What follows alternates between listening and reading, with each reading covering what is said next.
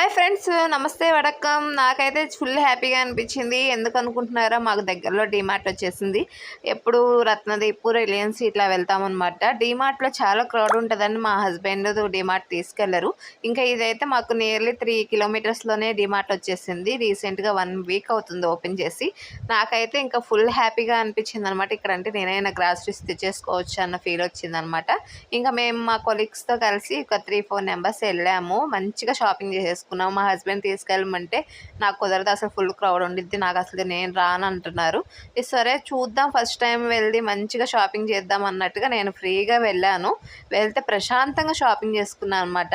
నాకైతే చాలా బాగా నచ్చాయి. ఆఫర్స్ కూడా చాలా బాగున్నాయి. నేను ఫస్ట్ దేనికోసం వెళ్ళానంటే ఓవెన్ గిన్నెలు తీసుకోవడానికి వెళ్ళాను అనమాట.